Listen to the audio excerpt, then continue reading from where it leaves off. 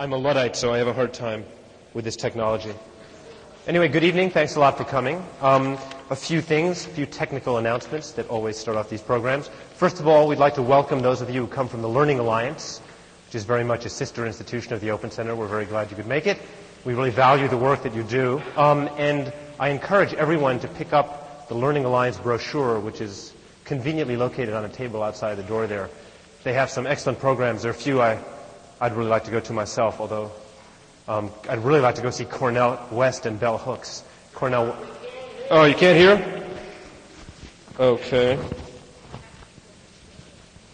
How about this? Better?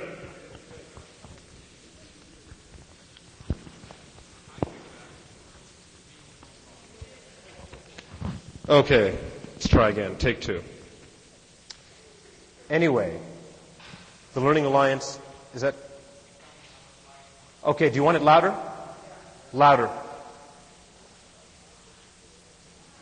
It's fine? Why don't we have a fight and a vote and recreate Bosnia right here?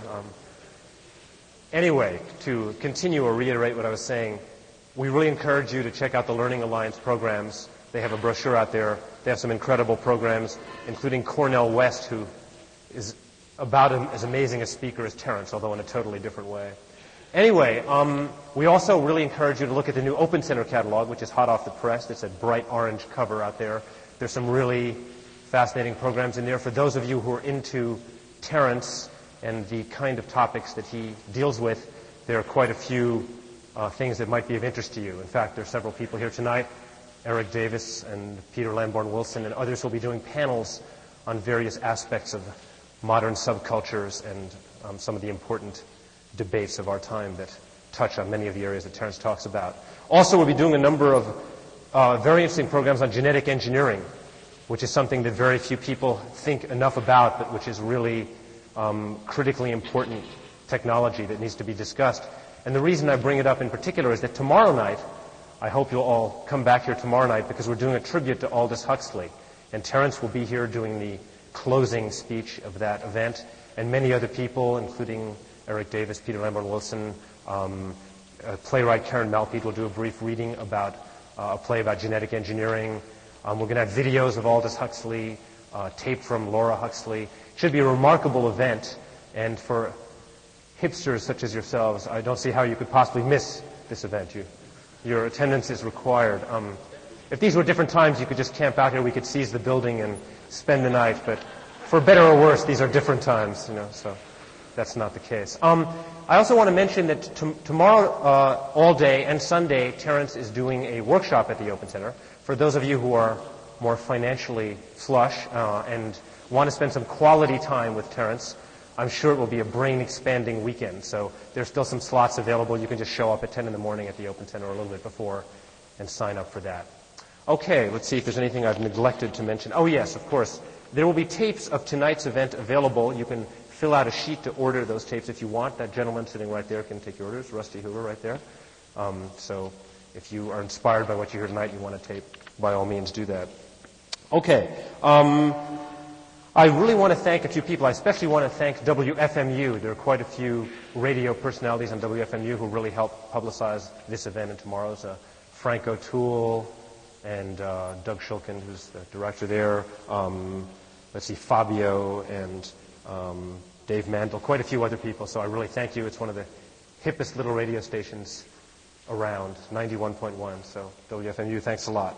I also want to thank Rick Doblin of MAPS, which is a group called the Multidisciplinary Association for Psychedelic Studies, a very serious organization in Charlotte that does a lot of pioneering work in encouraging serious research into psychedelic drugs, something that hasn't been done seriously enough for a long time for obvious reasons, and they do wonderful work. So anyway, kudos to Rick Doblin and MAPS in Charlotte, North Carolina, for those of you who want to check them out. All right, on to the main event. I don't know, every time I introduce Terence, I go through a few changes. Terence is certainly remarkable, and there are quite a few things that are remarkable about him.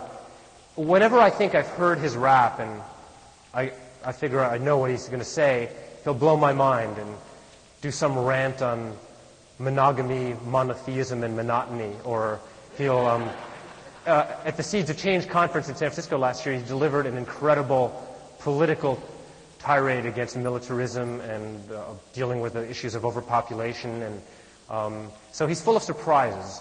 Even though we know generally the territory he covers, he's capable of pulling the rabbit out of the hat on many an occasion.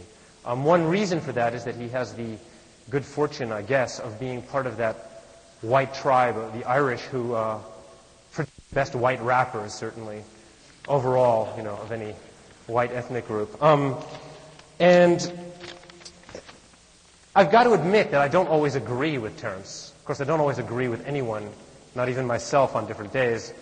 But I have a hard time sometimes accepting ideas about the singularity at the end of history in 2012. I'm a little too earthy or earthbound or limited in my ability to fantasize that way, although I always enjoy the intellectual ride. I also can't quite accept his blanket dismissal of all spiritual traditions and techniques. And even though the psychedelic experience has been a centerpiece of my life in many ways, or one of them, I also, more than Terence, am very wary about some of the potential downsides physiologically, psychologically, even ideologically. But nonetheless, that's not really the point. And you're not here to hear me. You're here to hear Terence. But Terence is the only person really putting himself out on the line with an incredibly courageous stand, really defending the psychedelic sacrament experience, which has, after all, been one of the centerpieces of many, many cultures around the world, whether it's ayahuasca in the Amazon or soma in the ancient Vedic texts of India, or psilocybin in ancient Mexico, or so on, peyote. These have been incredibly important substances in many, many ancient religions and are still widely used today, as most of you, I'm sure, are aware. So Terence has really put himself out there, and I think see more and more young people are taking to his message. And I worry sometimes that he'll become too popular and that the ruling elites who somehow so far ignored him, thank God, for the most part, might suddenly pay more attention, and that worries me a little bit. But I know that Terence wants to get the message out to as many people as possible. So perhaps they're seduced by the sinuous syntax into not quite comprehending what he's talking about. Let's hope that that's the case. Anyway, and as a spokesperson, I can't imagine a better spokesperson. What an orator. That's what I think Terence turns me on most, is his incredible ability with the English language. If you can imagine a combination of Plotinus, James Joyce, Lord Buckley, Ice-T, and Charlie Parker, that would give you some idea of Terence's abilities. Anyway, so let's bring him out and see if he lives up to my rap.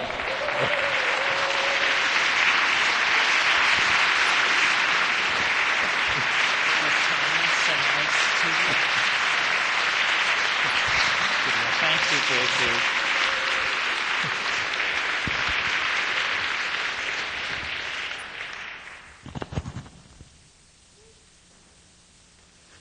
All right. So I trust the mic is adjusted. You've been through that. Been there, done that. Good. It's great to be back in New York on a spring evening. I can hardly restrain myself to pour into the matter at hand. However, before I do, I want to thank JP for that lengthy disclaimer and introduction. Now you know where he stands, and I think I know where I stand. The occasion for being here, if there needs to be an occasion, is that the Invisible Landscape is finally out in a new edition. It hasn't been available since 1975, and somebody said to me, it's really good that the Invisible Landscape came out last, because you actually sort of went downhill from there, which I sort of agree. I think it's the best piece. It's also the least compromising. It's not something you can shout about from 4 feet behind the footlights. It's more the brothers McKenna's collective stab at immortality. Anyway, it's available. I think it's a very interesting book. I hope you'll read it. It's the companion volume to True Hallucinations, which has been out in hardback for a year, but is now also out in paper. So much for the necessary self-promotion. Okay, this is called either Vertigo at History's Edge or End. I'm not sure which, because I hurried past the poster this morning when I wrote down the title. My notion with this lecture is to talk about, is there any reason why smart people should hope? In other words, can one combine intelligence with hope and not betray one or the other? Is the only reasonable position of intellectuals and people steeped in Western tradition and history one of total hand-wringing, head-scratching despair? This is the official position of the culture, as a matter of fact. Hope is very un-chic, or it was until recently. There is now, I think, a turning of the corner on this issue in the culture. First of all, simply because despair has been done very well by a number of people. The French got there first. Nobody is going to beat them at that game. And we've been at it since 1950. And I think the various positions have now been run through. So is there a reasonable basis for hope? And how deeply do we have to reconstruct the premises of our worldview in order to legitimately believe in the human enterprise, ourselves, and each other? Well, the answer is you've got to go deep. We've been on a bummer for a long time. Western civilization enshrines as its central mystery the law of thermodynamic entropy, which is a huge bring down. It basically says everything falls apart. Everything dissipates into less structure, less order. Everything is fleeting. And from materialism, we've learned to accept the idea that death is the yawning grave, your compost, that's it.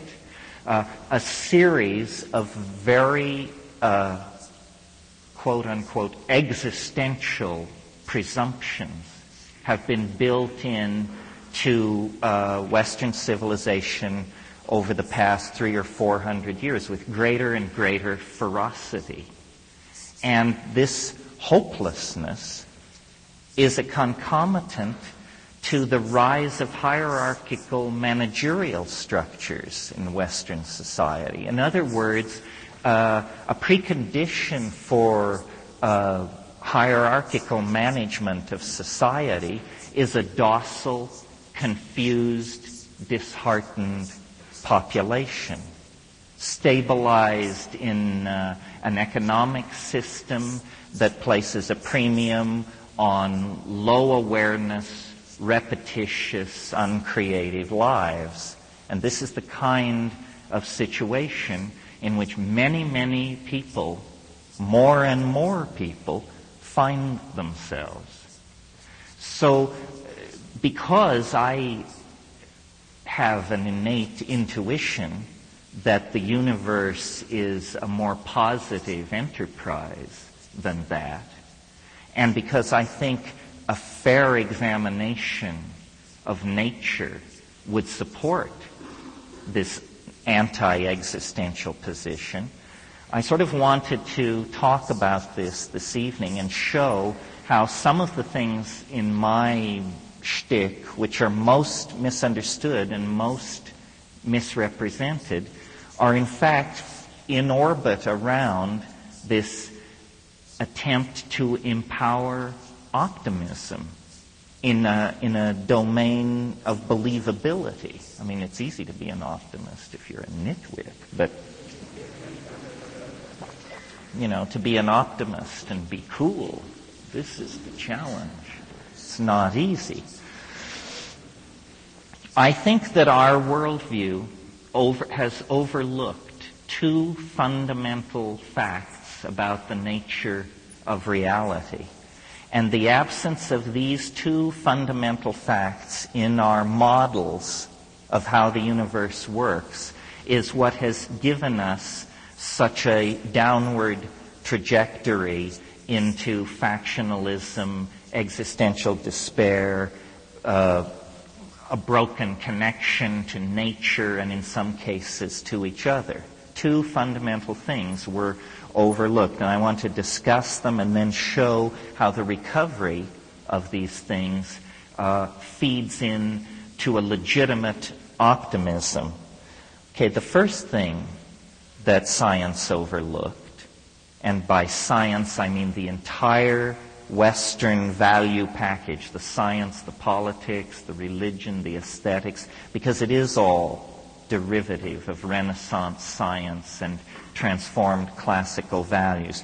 What was overlooked was what I call the conservation of novelty. Now, what I mean by this is something very easy for you to convince yourself is happening. The conservation of novelty is simply that over time, the universe has become more complicated. New levels of complexity become the foundations for yet deeper levels of complexity. And this phenomenon of the production and conservation of what I call novelty is not something which goes on only in the biological domain, or only in the cultural domain, or only in the domain of physics. It is a trans-categorical impulse in reality, meaning it's everywhere, everywhere. The universe was born in a state of great simplicity. There were no atoms, there were no molecules, there were no stars. There was only a plasmic ocean of energy. The physics for describing this were very simple. As time passed, you could almost imagine complexity crystallizing out of a universe that cools. As it cools, new properties emerge. What David Bohm called emergent properties come out of the universal mix.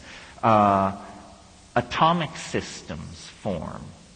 This creates an entirely new domain of matter, different from the plasma that preceded it.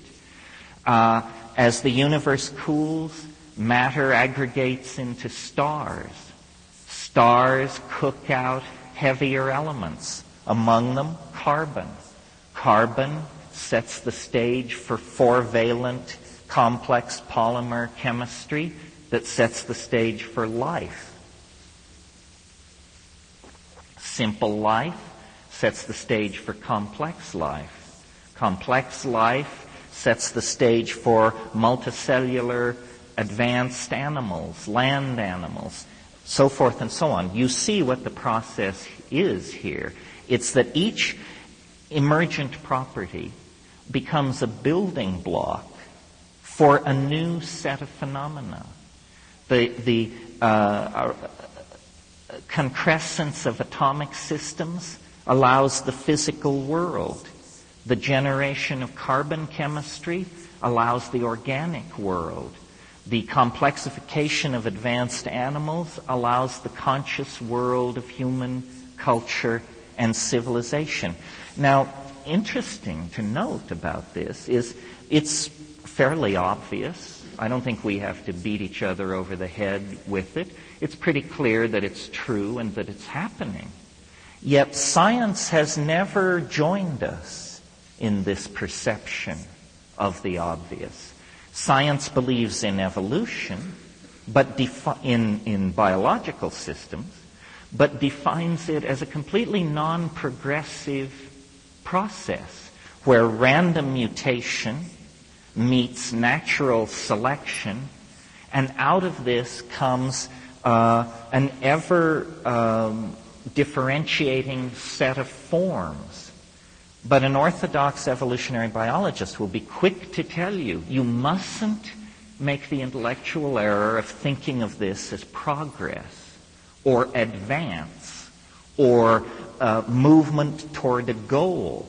These are all teleological ideas that science expunged from its evolutionary theory. So biological process is not seen as progressive. And yet, what I'm saying to you this evening is that not only is biology progressive, but it emerges out of an antecedent progressive process, the evolution of physical matter and the physical universe of stars and so forth. And it anticipates a deeper advance into progressive integration in the form of culture, language, human beings, the creation of material culture, the elaboration of the arts and sciences, so forth and so on. Okay, that's, I think, fairly obvious. And yet science, by denying it, gives us no arrow of purpose in the felt world of human existence.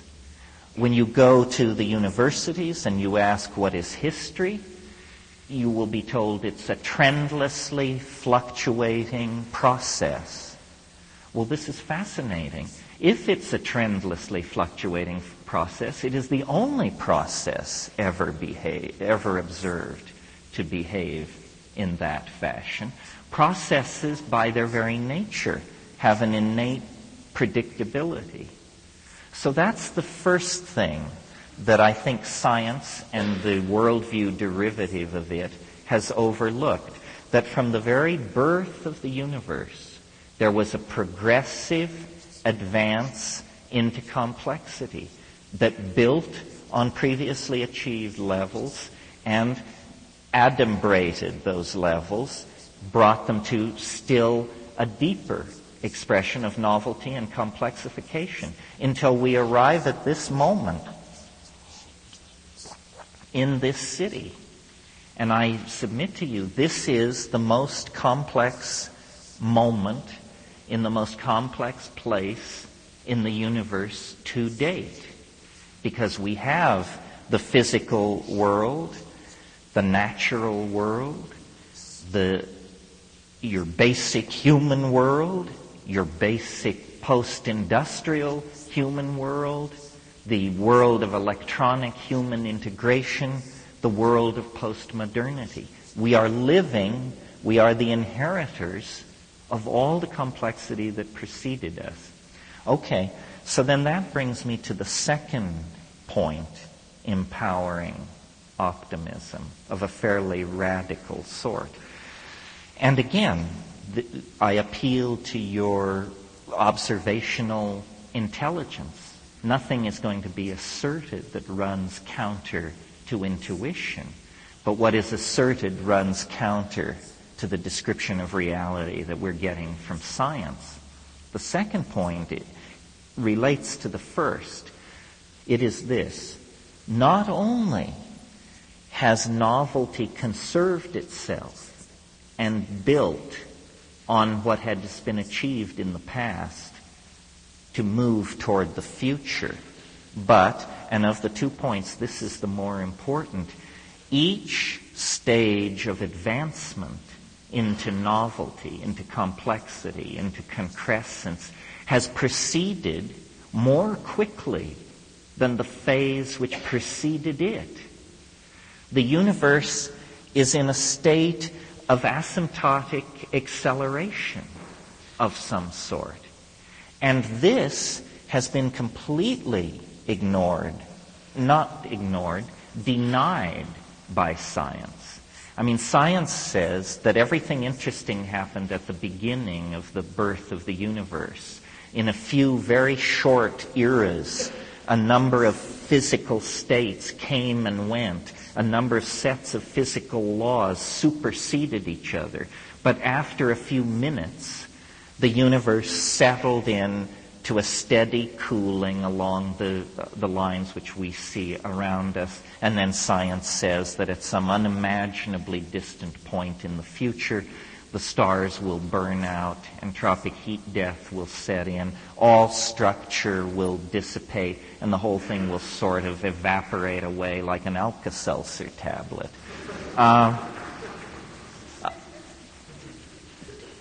To maintain that kind of an entropic view of the universe, you have to completely ignore the importance of biology. Now, it so happens that we live around a very stable star that probably has a lifespan of 7 or 8 billion years.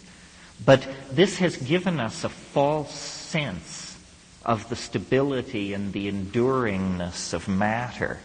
The lives of most stars are on the order of 500 million to 1 billion years.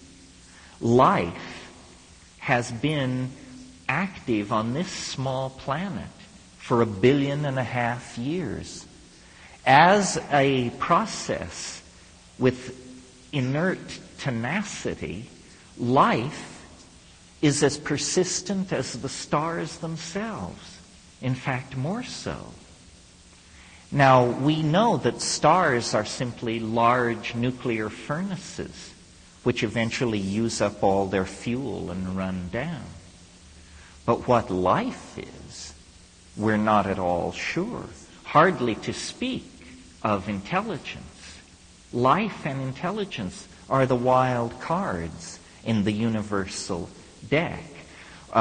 We now aspire to a planetary civilization, to the electronic storage of information for eons, and we have only been at this global cultural game for about 50 years. It's very clear, to me at least, that life is a process as important in shaping the eventual destiny of the universe as physics or chemistry, and that intelligence also plays a role there. Well, if you have a universe that is building on achieved novelty and building faster and faster, then you have a universe which is consuming its share of time, if you will. A universe which is building toward its conclusive denouement much faster than the entities, the beings embedded in it might suppose. And I said that in order to hope, you have to dump the whole scientific view of the universe.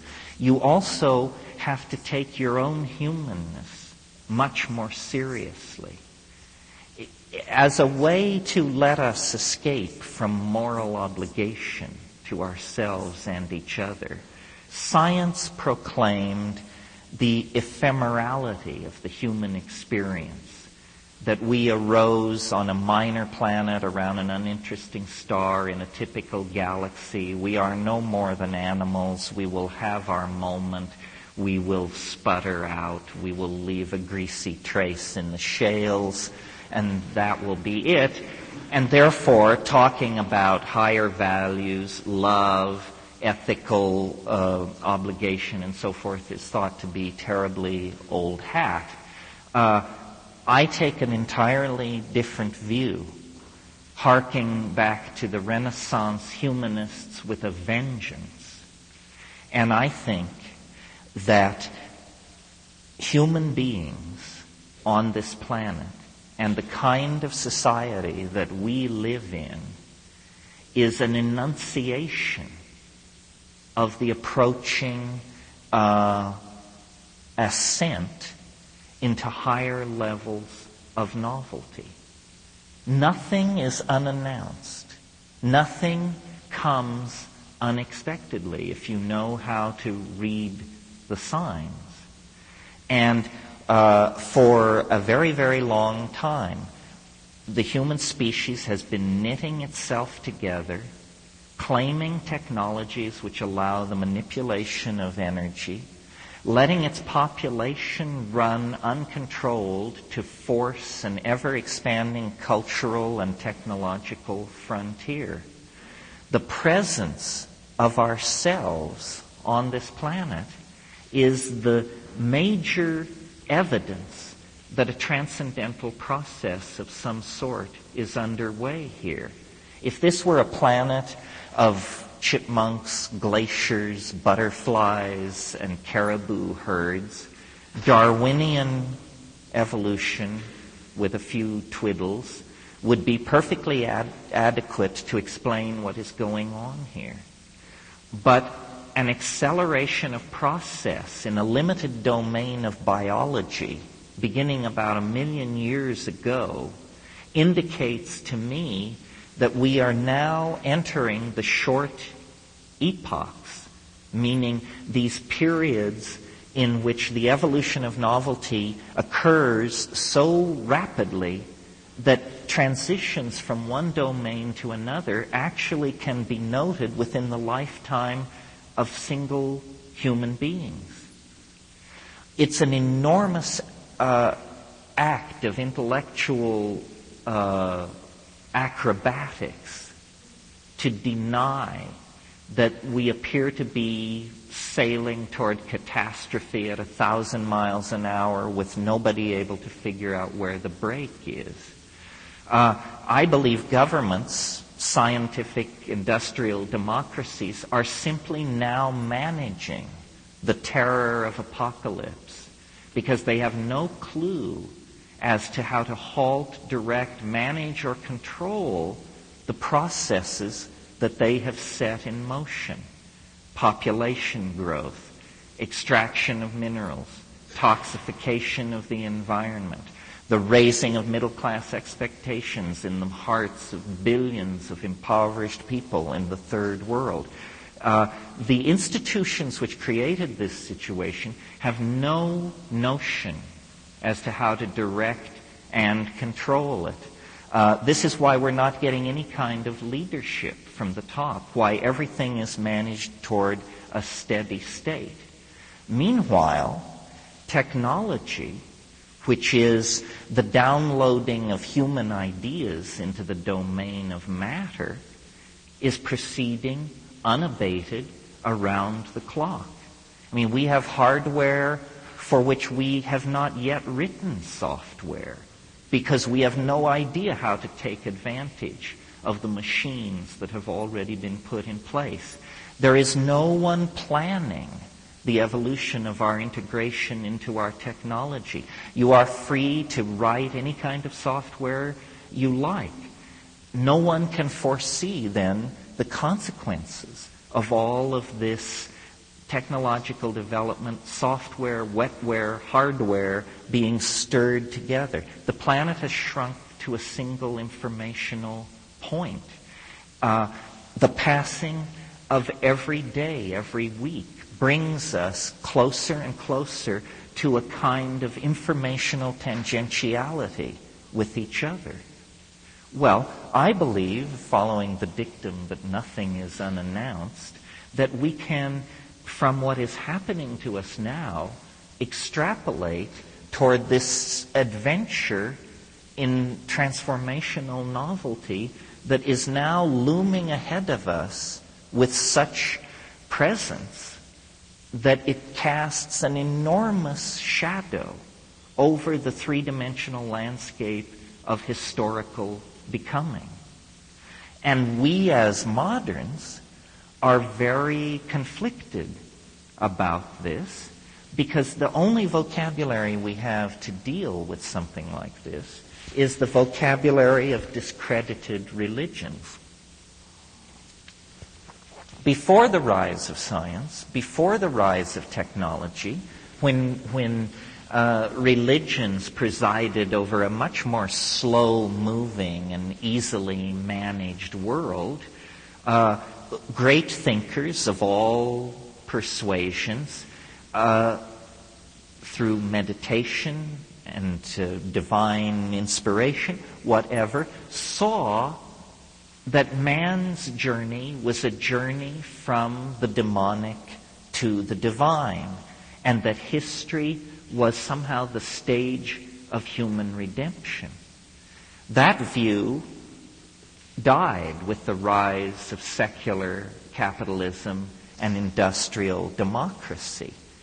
And yet, here in this, at the height of the trajectory of the enterprise of science and materialism, news comes from the rainforests, from the Aboriginal peoples of the world, that there are technologies of a different sort that have been in place since at least the last ice age. These are neurotechnologies, quasi-symbiotic relationships with plants, pharmacological approaches to manipulating human memory, aspiration, aesthetic concerns, so forth and so on. These psychedelic intimations have been presented to us as the naive suppositions of primitives, the landscape of the Jungian unconscious, chaotic events happening in the human brain-mind system, so forth and so on. These are all reductionist explanations. I believe that what these psychedelic states are actually ascents to a higher order of information. And by ascents, I mean the word in the dimensional context, as a mathematical idea, that here we are deployed in a three-dimensional matrix. The past fades into unknowability. The future fades into unknowability. And only the crudest and least interesting of processes, like the rising of the sun and the tides, can be propagated into the future with confidence. What shamans see, in contrast to this, is a hyperdimensional universe of information. They see the past, the origins, and they see the goal, the culmination, the place where the Ouroboros snake takes its tail in its mouth. We who are locked in linear history don't have this perspective. And what we have in its stead is immense anxiety about the future. We map the unknowable future onto the presumed experience of our own death, and vice versa, and we build up a universe that is characterized by existential abysses, the unknown future, the inevitability of death, and the impossibility of intellectually assimilating what that means. Shamanism isn't like this. Shamanism is a fractal point of view. What fractals are structures that have their subsets embedded in them. So the course of the history of an entire people can be known by looking at the history of an individual or a family. All subsets refer to levels above and below them. This is entirely different from the kind of linear history that we get in a hierarchical scientific society. It is more characteristic of experience.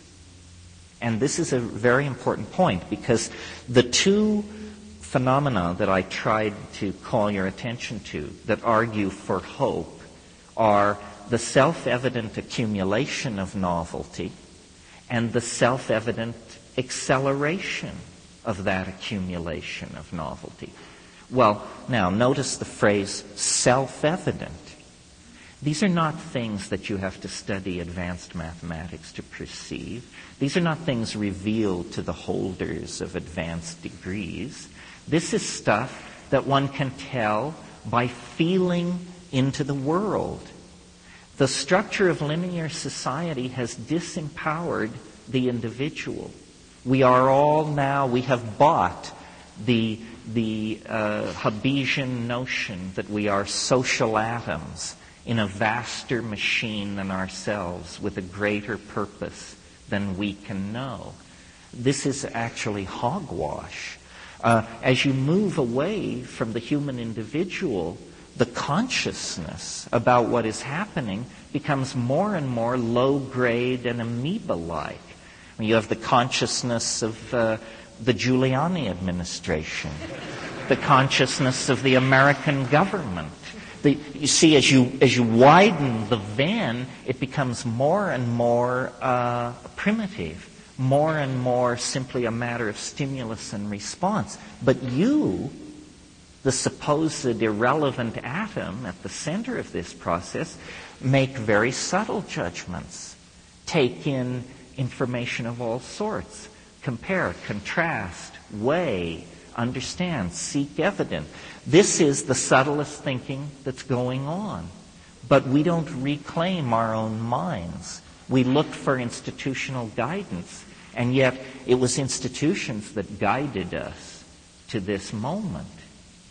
So the character, then, of this next advance into novelty is, from my point of view, now easily discerned. It is boundary dissolution.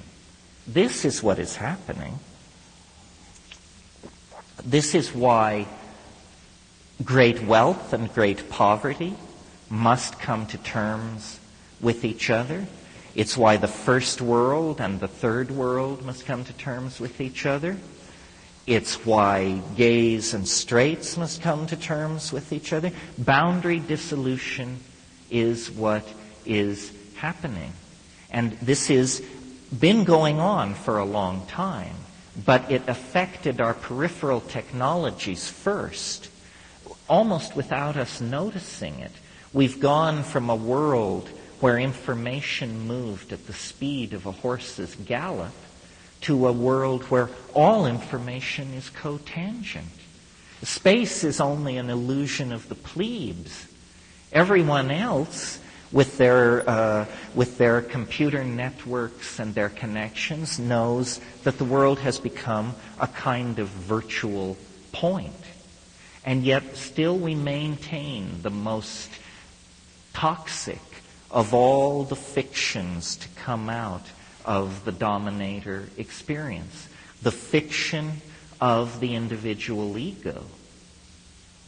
This maintenance of the fiction of ego is what is exacerbating a smooth transition into a new world order, because people have one foot in the dematerialized, collectivist, virtual, feeling-toned, experience-based future, but they also have one foot in the in the consumer fetish, objectified, constipated, linear, acquisitive, class-conscious, sex-conscious, race-conscious past.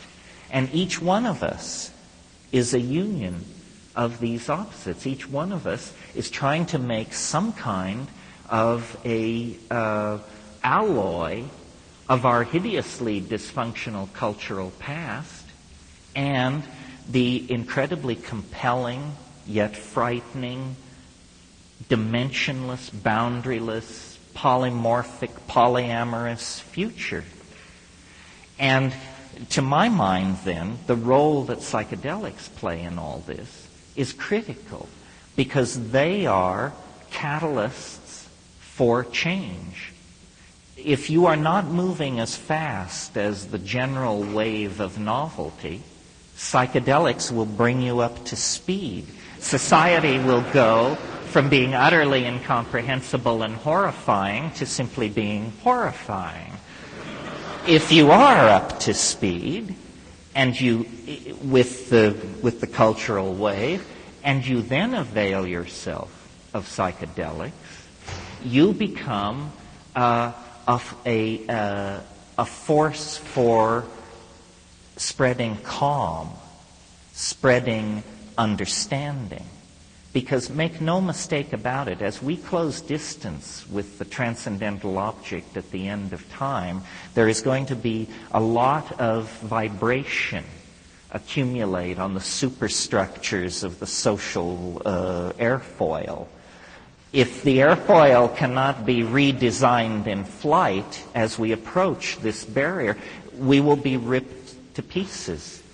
This is, H.G. Wells said in 1905, history is a race between education and catastrophe. And it is going to be a photo finish. If we end up a smear through the shale and nature concludes that intelligence is something never again to put into the hopper, then it will be an enormous tragedy because we didn't go down without a struggle. We have the technologies, the ideology, the compassion for each other, and caring world. We are not a lost cause yet, but we may end up a lost cause. And people then say, well, what should be done? The Tolstoyan question. What then should be done? Well, I came up through the whole Berkeley thing in the 60s and all that, and I'm very wary of hortatory political prescriptions for what should be done. I mean, we saw that the best impulses in Marxism turn into the most horrifyingly regimented and totalitarian societies. Goodwill is not enough. So what is to be done? I think the answer to this is not only nothing, but considerably less than nothing. And what I mean by that is that the real solutions to our problems lie in a series of negatives. Do not believe. Ideology has poisoned this planet. Ideology is bankrupt. It's a skin game. It's a shell game. It's only for Marx and Marx. It is beneath your dignity as a body to get mixed up in ideology. I mean, after all, where is it writ large that talking monkeys should understand the nature of being anyway?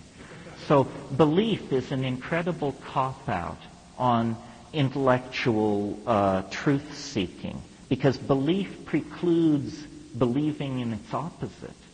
And so this is a self-limitation. You've become your own cop. And the ideologies of the 20th century are so shoddy and hobbled together or toxic to human values, they're not worth believing in anyway. So deconditioning ourselves from belief. Some people call it cynicism. I call it good sense. I'm not a cynical person, but I know shit from Shinola, and I don't expect people who don't to get a lot of respect from the rest of us.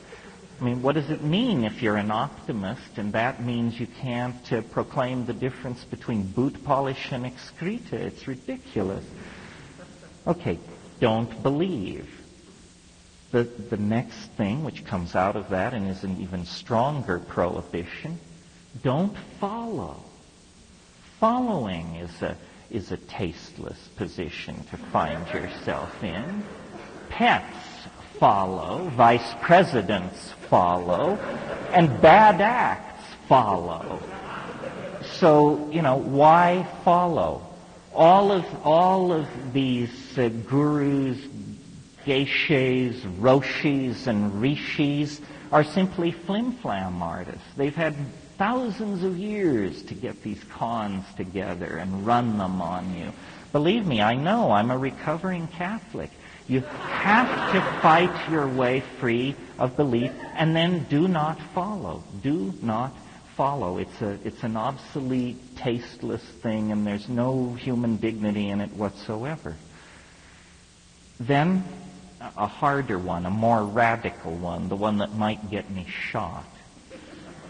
Do not, in some profoundly metaphysical sense, consume. Do not consume. For obvious reasons, and then not so obvious reasons. The obvious reasons are that the fetish for objects made of matter is wrecking the planet. If everybody on Earth had what the people in the front row here have, there wouldn't be enough metal, glass, plastic, and petroleum in the planet to provide that kind of lifestyle to the billions of people who now aspire it. None of this stuff brings happiness anyway. I recently had the experience of having my 75 Ford Granada blow up on me in the middle of the night. And so I had to buy a new car. So I went down a year and up a brand, and I got a 74 BMW. And it cost me $2,000. And I guarantee you, once you have the little thing on the steering wheel, the quaternity sign, you don't need the $90,000 model.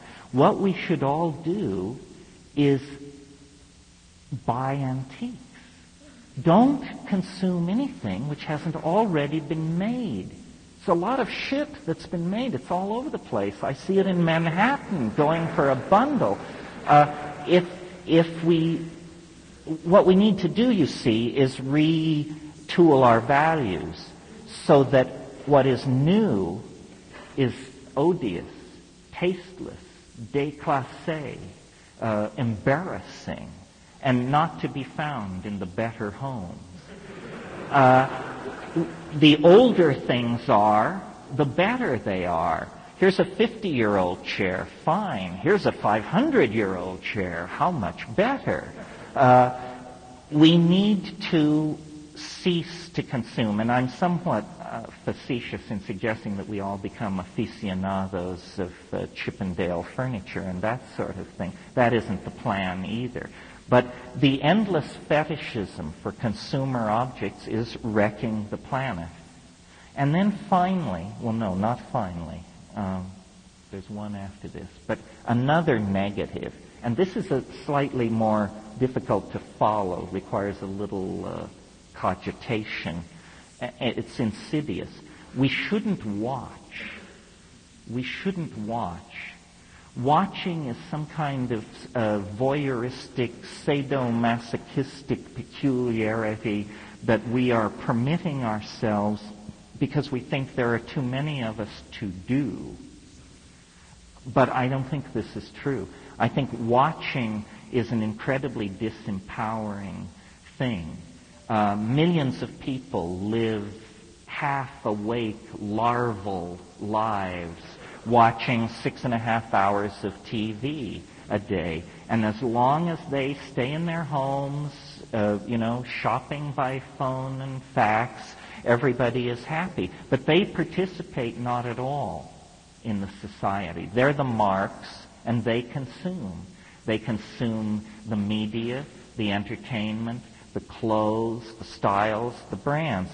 They are the morons who are keeping this system running. And I assume that largely the people here tonight are not. We're the people who grind out all this stuff. I mean, I feel I do this. I write books. I produce ideas.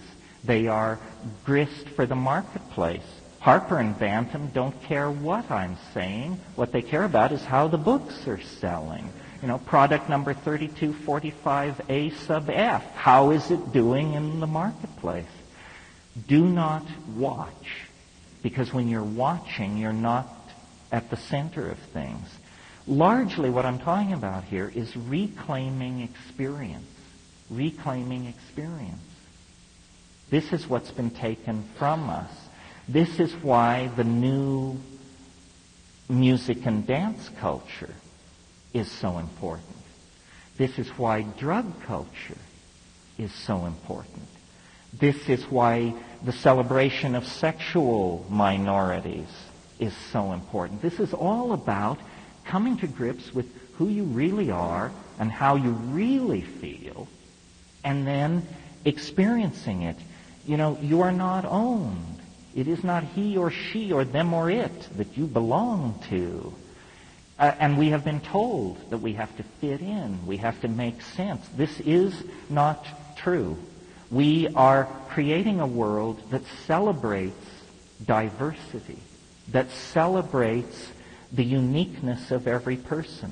The complexification of our species is a process directly dependent on the complexity that we each bring to the process. The diversity that is spreading through society is a concomitant to the boundary dissolution. And I really believe that that science's inability to make sense of human beings in the world as part of nature, to make sense of art, love, hate, aspiration, fear. The failure to make sense of this is the failure to come to terms with the transcendental aspect of reality. We are the best evidence there is that something extraordinarily unusual is happening on this planet, and that it's not something which will go on for millions of years. It began about 20,000 years ago. It's a self-advancing, self-expanding, self-defining process, and it takes no prisoners. You know, there is no going back. There is no going back from the momentum that history has imparted to the human imagination. There is only a going forward into what is called a forward escape through art, through design, through management and integration. We have to push the art pedal to the floor. We have never designed our societies. We have never managed our societies or our lives. We have never tried to make what we were serve an aesthetic agenda. And that's why we've created a mess. In the absence of an aesthetic agenda, what we've created is Animal House on a global scale. So now it's time to pay the piper. And just in closing, the catalyst now is a combination of technologies, solid-state technologies, and pharmacology. The world that we are leaving behind, the world that failed us, was a world of ideologies and mechanical technologies. And the ideologies, one by one, are going down the tubes. Marxism, Freudianism, fascism, they one by one will be discredited. They cannot sustain. And the mechanical technologies cannot be sustained. They pollute, they dehumanize, they wreck the planet. What is coming into place is a world where drugs replace ideology. That's why drugs are so terrifying to those who oppose them. That's why they say you want to escape. You want to take drugs to escape. That's right. You want to escape. You want to escape fascism, communism, socialism, existentialism, phenomenology, positivism, all of this stuff. You want to escape ideology into the felt presence of the body, which means drugs and sex and syncopated music.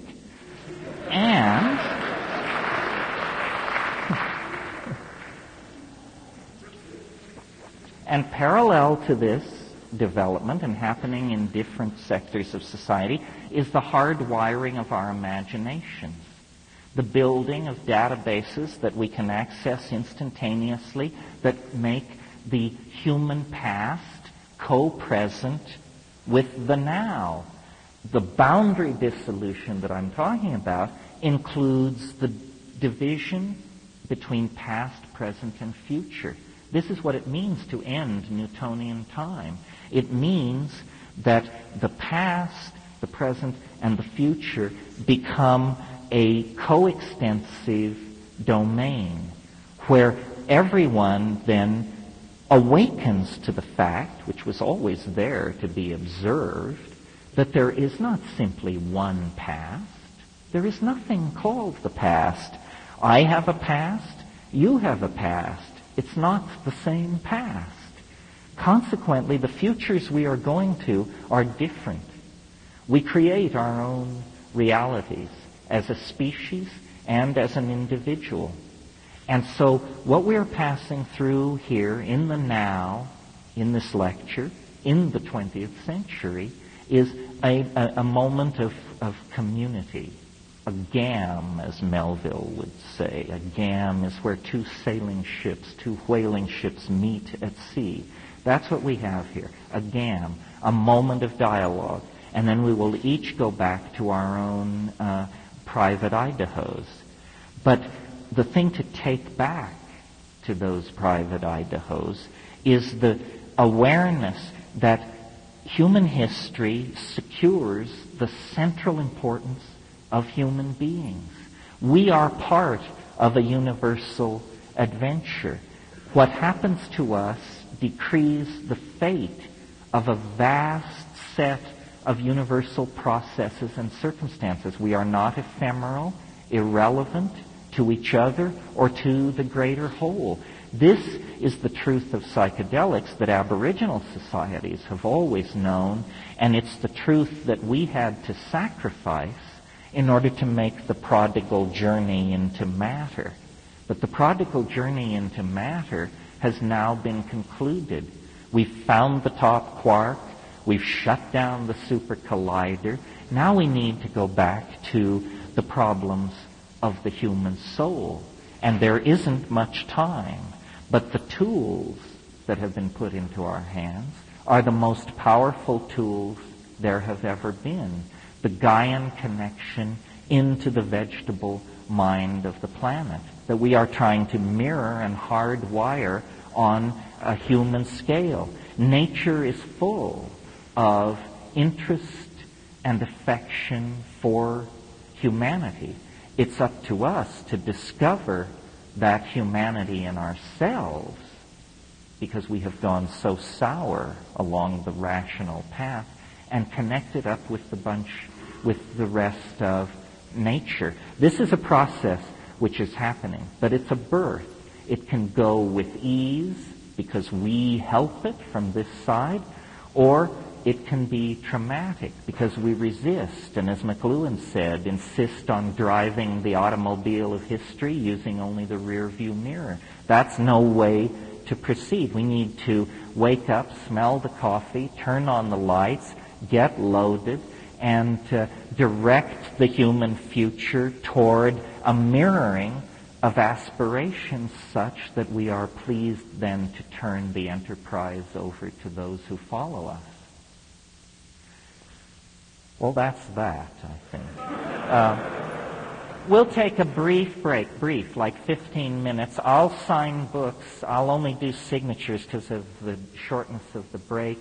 Circulate around. We'll come back and do a half an hour or so of Q&A. Thank you very, very much for coming out tonight.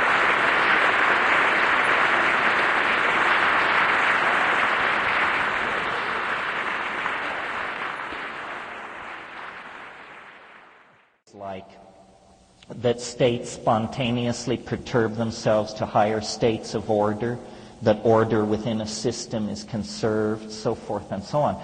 Yes, fractal mathematics is an intellectual revolution, the magnitude of which has not yet been fully appreciated, I think. It's a very, very big deal. It's just that so much is happening in our world that it's very hard for us to know what are the real epical turning points and what is just flim-flam and hypola. But the power of fractal mathematics has carried the human mind to a whole new level. Mathematics was not thought to be a natural science by its practitioners until very recently. It was thought to be an abstract undertaking. But it turns out its most abstract constructions have a curious congruency over population growth, the organization of species in a rainforest, so forth and so on. Yes, there is the cultural change that is coming is not superficial. It's not simply about club dance styles, fashion, sexual mores. It's about all that. But when it's all over, the mathematics will be different, the physics will be different, everything will be different. This is a major shift in cultural values. You had a question. Do you still want to do it? Oh, number 5. I don't think I really gave it its worth. Basically, number 5 is do not multiply. Replace yourself, but do not multiply. Go forth and multiply. No, go forth and lightly subtract is a better way to do it.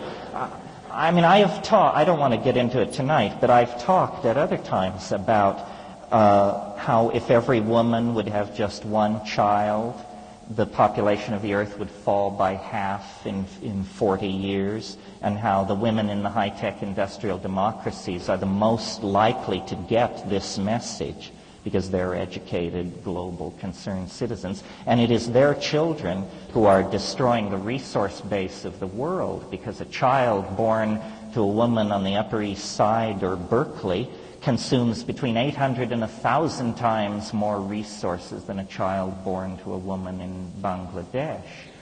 And, when I talked earlier, I referred to managing and designing societies. One of the things I think we need to talk about that has not yet come out of the sexual redefinition debate is, I think that this whole thing about how do we feminize society and women are not getting their fair shake, and what do we do about white male dominators and all that, and how do we make men more like women and so forth and so on. This is all somewhat cockamamie in terms of the idea that we need to feminize men. We don't need to feminize men, we need to feminize society. And the obvious way to do that is return to Paleolithic sexual ratios, which were probably about 70-30 women to men rather than 50-50. The effort to maintain a sexual balance of 50-50 is some kind of monogamite plot. And it maintains male dominance and a generally masculine character to the enterprise of civilization. But if women were 70% of the population, that would quite naturally correct itself. Over here. In light of your insight that despair has been done, what's your take on the suicide of Kurt Cobain? Well, if your strategy, I've thought of this strategy too, of course, I think any artist does. What do I think of Kurt Cobain's suicide? What is the question? What do I think of Kurt Cobain's suicide?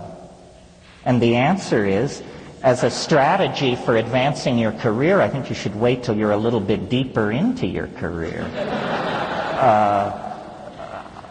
Anyway, it was my humble opinion that Primus did it better. And anyway, I like Coil, so let me off the hook here.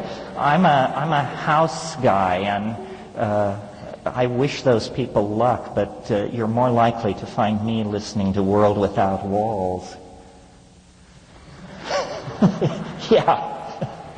I'm a teacher, and I'm interested in the this idea of the nature of intuition. I wonder if you would speak to the nature of intuition, its role in learning, and perhaps how to encourage it in children. Well, intuition refers back to this, I made mention of nothing comes unannounced.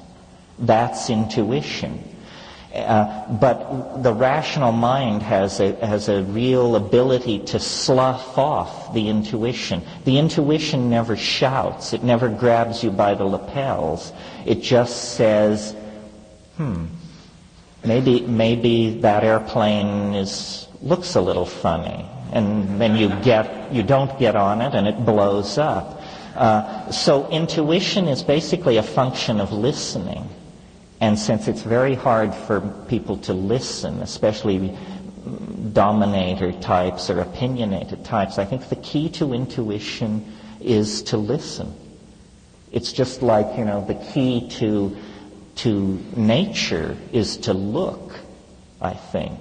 I read a wonderful quote last week. I think it was Goethe said, thinking is better than knowing, but looking is best of all. And I think that's a very psychedelic perception. Knowing is the worst of all. Knowing is a huge drag, and it's a chimera anyway. Nobody knows anything. Don't let them kid you. I mean, we're monkeys here. Let's not lose sight of that. Yeah. Regarding what you're about to say about consuming, stopping consuming, and also when you mentioned about population, I think you go against your ideas of the progression of novelty, and that actually, I agree with you that we need to stop consuming, but the nature of life is to consume. All of life consumes something and then gives off a byproduct, which hopefully is recycled most efficiently in a cycle. And I think in our society and culture, we've lost track of that whole chain of flow, and we need to reincorporate that, and that what we make to consume should then be made to last and be valued. But with each level of computer, with each new video camera and thing that we're using, there is this impression of novelty and complexity. And the most important aspect is the fact that we can do more with less. So before we said that everyone in the world would have what everyone at the front row would have today, yes, we could do it, but since we are being able to do more with less, we can come to the point where the earth, all the physical resources can support all humans, not just the 5 billion a day. We said to stop reproducing, but I also think that there's something to say about the population that if we continue to grow like we are growing, that we might reach a certain point of bifurcation where an unprecedented something will arise out of 10 billion humans, let's say, just as in other chaotic systems, which when they get pushed to a certain point, all of a sudden, like a plasma, which is chaotic, putting more energy into it, all of a sudden form this beautiful toroid shape, which is unprecedented by... Well,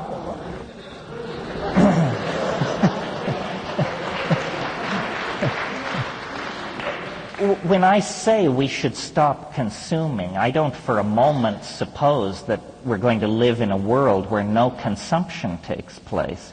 I mean, or we're going to live in a world where population growth is instantly halted.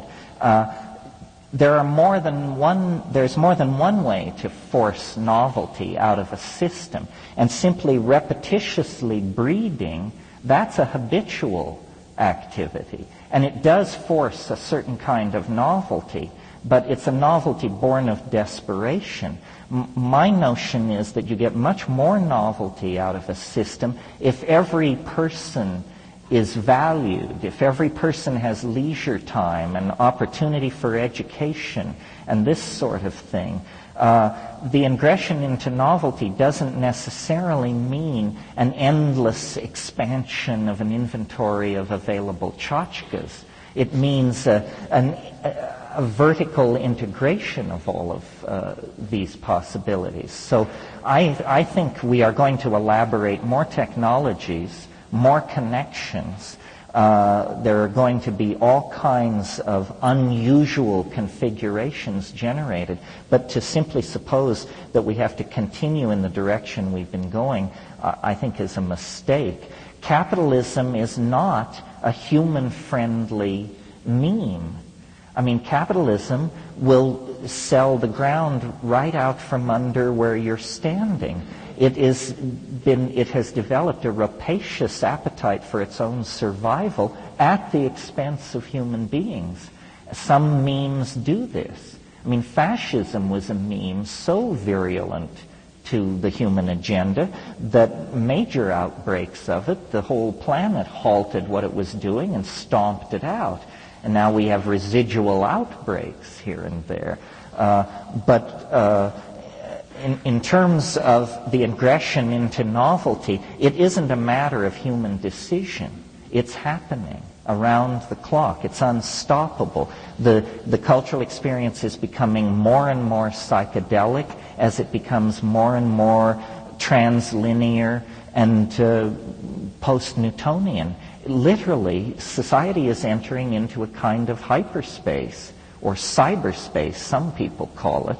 I think of cyberspace as the literalization of hyperspace. One is the Platonic goal, the other is the human artifact that seeks to realize that goal. But definitely the cascade of novelty has now reached such an intensity that you have to be very lumpen indeed, I think, not to see it happening, especially if you live in a town like this one, for crying out loud. And this is the concrescence of the concrescence here.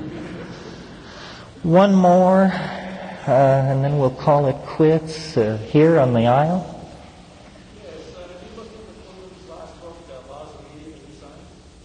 His last book? Well, yeah, he died a few years ago. I'm not familiar with that book. I'm familiar with the major works, Understanding Media, Gutenberg Galaxy. What is your question? I was curious about what you thought of the tetrad that he develops in that book. No, I haven't read it, so I can't comment.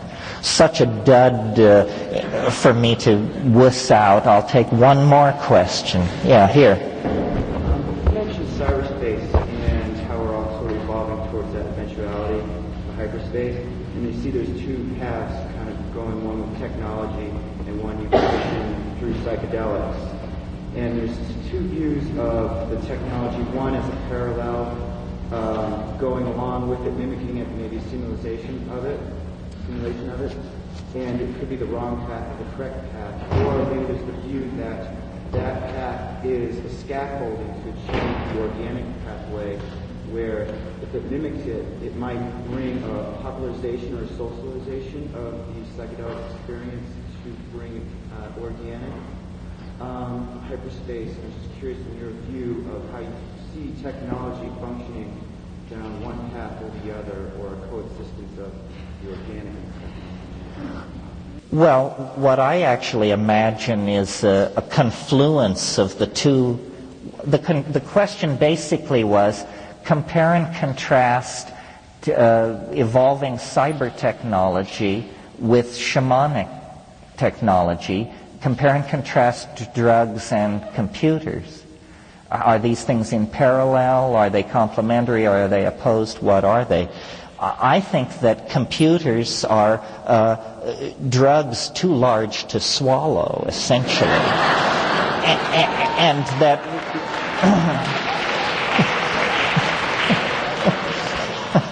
and that what we will see in the future is computers much more like drugs, and drugs much more like computers. We are going to see drugs that are information-based drugs. So if you want to study Hegel, you will take Hegeline. We're going to see drugs which are self-limiting in their effects. I mean, imagine, for instance, a form of heroin that it works 10 times and then it never works again for you in your life. This is possible. There are drugs which will, I think this is an interesting frontier, drugs which only work for a while. So there's no possibility of distorted or addictive lifestyles because it works for 3 months and then it stops working and nobody spends money on something that doesn't work. We're going to see the whole serotonin pathway redesigned through the trans Prozac drugs. We're going to see psychedelic states simulated in virtual reality. We're going to see the breakdown of three-dimensional space versus the machine space. And all of these things are essentially psychedelic effects. It's only this Newtonian emphasis on product and ego and body locus that makes us see the drugs as somehow locked in the molecules. The entire experience of human history is a psychedelic experience. And we're now in that place deep in the second hour where it all comes together. The integration of some kind of unity out of the multiplicity of phenomena is now in reach. We are literally hardwiring the human unconscious. The human unconscious is ceasing to exist. It's becoming a smaller and smaller domain as it is transferred over into the hardwiring of the cultural database. We cannot become the species we want to be with an unconscious mind. That's an artifact of the monkey phase that has no place in a global civilization. And the making conscious of the unconscious is the combined task of cybernetics and pharmacology. And I trust that everything is on track and moving forward. It seems to me the adventure is underway. I don't see myself as predicting something that will happen. I've become a narrator of a phenomenon in progress, if you understand what to look for. Granted, it will become more intense in subsequent episodes, but all the pieces are now in play. The challenge of postmodernity, the challenge of the psychedelic, millenarian, eschatonic world is the challenge of our own daily lives and relationships. It is here. It is here. All right, and I'm out of here. So, thank you.